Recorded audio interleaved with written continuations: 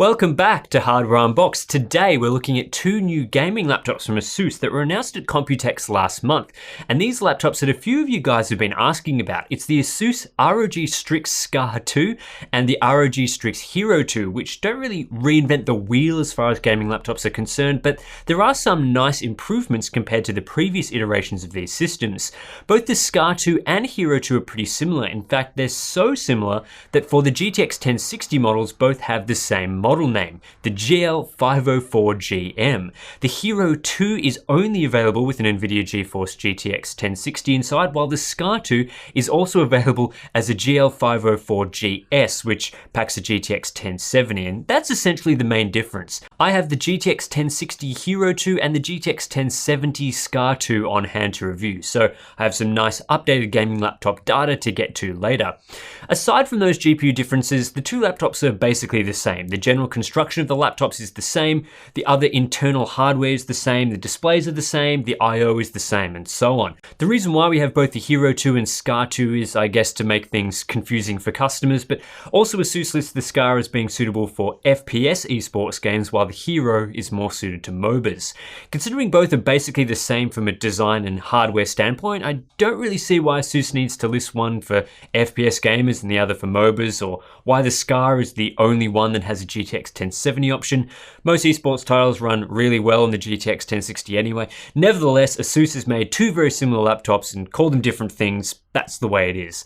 And to be fair to ASUS, there are some cosmetic differences between the Hero and the Scor. The Hero uses a metal lid that's half brushed and half matte, along with a brushed and lined cyberpunk design around the keyboard. The heat sinks are painted red for this model, and it's the QWER keys that are transparent. The Scor has a fully brushed metal lid and a camo pattern around half the keyboard, plus black heat sinks and transparent WASD keys. Those are literally the only differences I could spot, so I think when choosing between the two, it comes down to personal preference on what design you prefer, especially for the GTX 1060 models. I'm not a huge fan of the camo designs myself, so the Hero 2 is more up my alley, but both are a bit heavy on the gamer style anyway.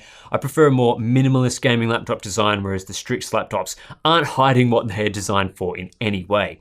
While the Hero and Scor differ on visual style slightly, the construction is identical. Both laptops use a metal lid and largely plastic elsewhere, and when combined with a relatively chunky body, 26mm thick and 2.4 kilograms heavy for a 15-inch machine, I don't really get the impression of a high-end build. This is more your mid-range or entry-level laptop chassis, and that's perfectly fine. Just note that with these Strix laptops, you're not getting an all-metal build like with some higher-end gaming laptops.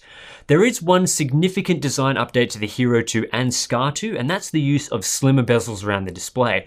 While not the slimmest bezels I've ever seen, the reduction in bezel size helps give the laptop a smaller footprint and better highlights the display. The first gen variants of this laptop had massive, ugly bezels, so this is definitely a welcome upgrade. Unfortunately, the shift to smaller bezels has completely shafted the webcam into a horrible position below the display and offset from the center. I actually think the bezels are just large enough to have the webcam above the display like in the MSI GS65, but for some reason ASUS went with a nostril vision camera position instead.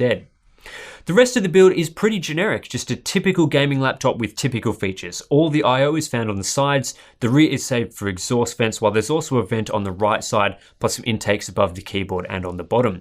On the right, you'll find a USB port and SD card slot, while on the left there are two other USB-A ports, a USB-C port, HDMI 2.0 mini DisplayPort, Ethernet, and a 3.5mm audio jack.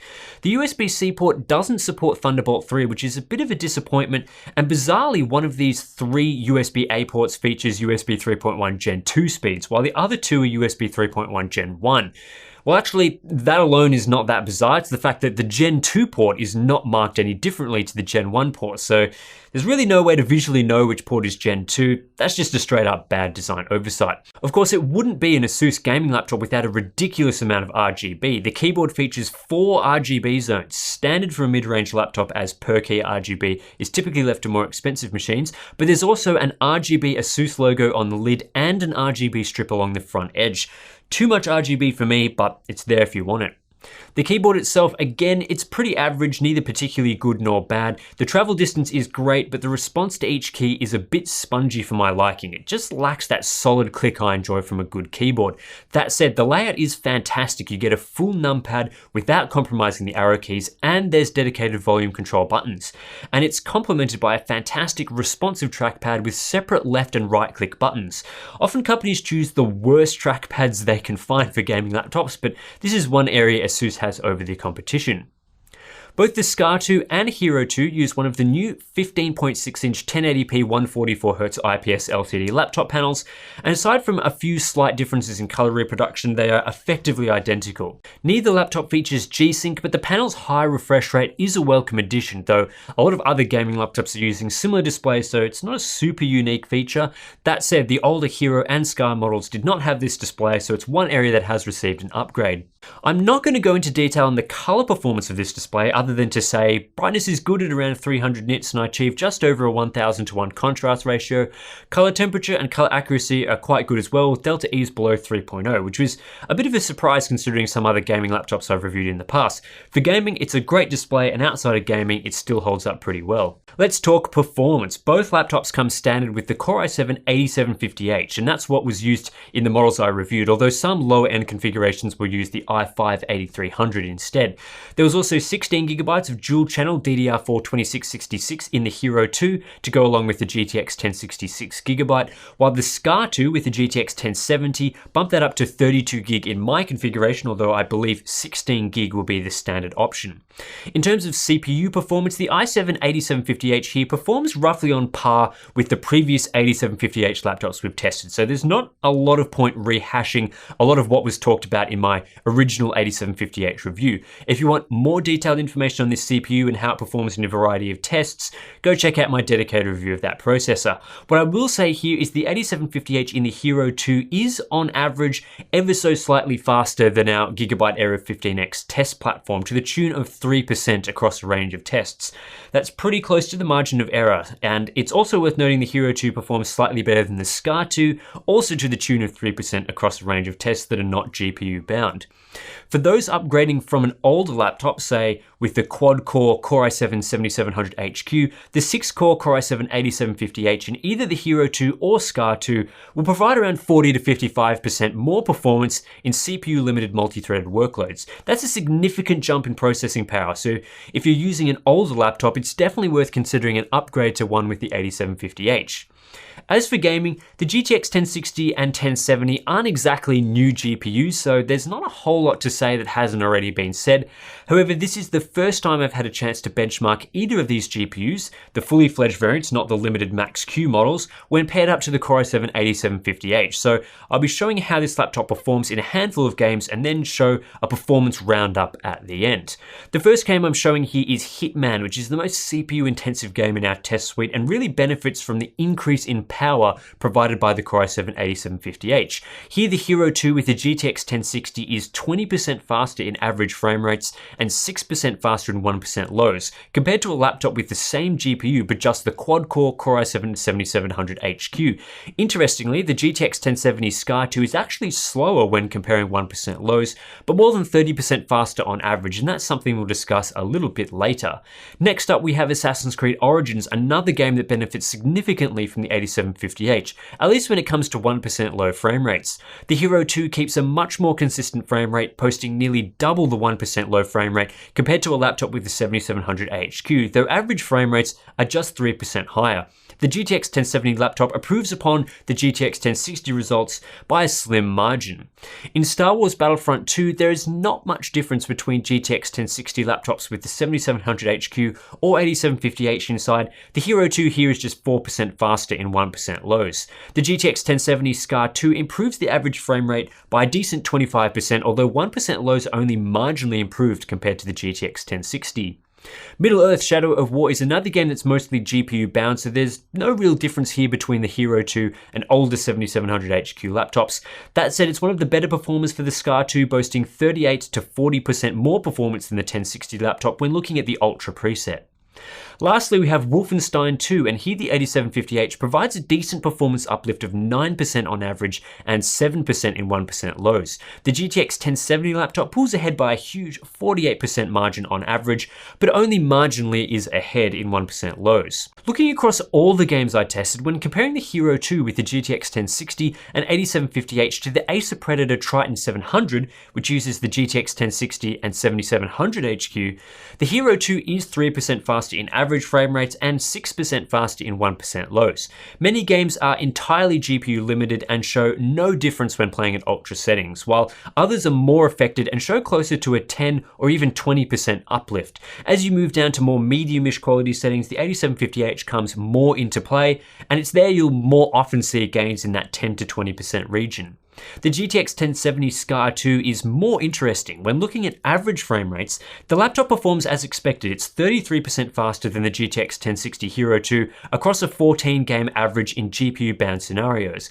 However, when looking at 1% low performance, which is an indicator of how smooth a game is, the Scor 2 is only 11% faster on average. But it's more interesting than that, as the breakdown shows some games get next to no benefit in this metric from the faster GPU, while others benefit by as much as 40%, which is more in line with the performance uplift in average frame rates.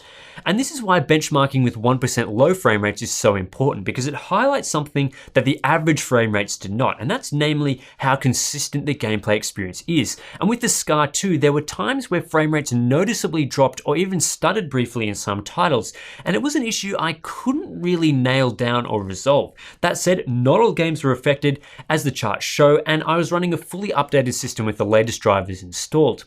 In any case, the typical experience from the GTX 1070 and the Scor 2 is GTX 1060 level performance at worst, and in the best cases upwards of 30% more performance. Of course, one of the key things about a laptop's performance is how loud and hot the cooler gets. ASUS is using a dual fan design here with a single heatsink provided for the CPU and two heatsinks for the GPU, though there is a shared heat pipe between the two. Thermal performance was really strong, achieving some of the lowest temperatures we've seen for this hardware, and with the GTX 1070 only heating up by a few degrees more than the GTX 1060. Surface temperatures were well in check too, with most of the keyboard area sitting below 30 degrees, and there were just a few 40-degree hotspots in non-critical areas. The strong cooling performance does come at the expense of noise though. The Scor and Hero are quite loud under load. Most of our Max-Q test laptops are noticeably quieter. That said, the noise profile is decent without any high-pitched whining, so it's reasonably easy to drown out with game audio. A quick note on storage here, the Hero 2 review unit came with a Toshiba 256GB PCIe NVMe SSD and a Seagate Barracuda Pro 1TB hard drive, while the Scor packed a Samsung PM981 512GB NVMe SSD with a Seagate Firecuda 1TB SSHD. The PM981 is a faster SSD, so it had the edge across our storage performance tests, while the SSHD is also a better option for game loading from spinning disk storage. Internally, there is just one M.2 slot and a 2.5-inch drive base, so your upgrade options are limited to replacing what these laptops come with out of the box. Both DIMM slots are also populated. However, it's extremely easy to remove the base of this laptop and have access to these slots, so you should have no trouble upgrading either the RAM or storage if you want. While the design of the Hero 2 and Scor 2 is nothing to get excited about, there are plenty of things to like about these new mid-range options from ASUS. Performance, particularly for the GTX 1060 Hero 2, is great, and with the Core i7-8750H inside, both laptops are much faster in productivity workloads. The CPU doesn't have a massive impact in games, but in the most CPU-limited scenarios, you will see a performance improvement. You're also getting a new 1080p 144Hz display with slimmer bezels, and the cooler is not going to limit performance of either the CPU or GPU, though that does come at the expense of noise. Unfortunately, everything good about these laptops comes crashing down when looking at the price. The Hero 2, as reviewed, costs a whopping $1,700 while this GTX 1070 Scor 2 will set you back $2,000. In Australia, prices start at 2,700 Aussie dollars. For laptops with a mid-range build, and for the Hero 2 in particular, mid-range hardware, these prices, if I'm honest, are pretty outrageous. The Acer Predator Helios 300 with a very similar hardware configuration to the Hero 2 will set you back just $1,200 US. To be fair, there's no 1TB hard drive inside, but that'll cost you less than $50 to add in yourself. Sure, the Helios 300 doesn't give you an RGB keyboard or slim bezels, but there is no way those features are worth $500.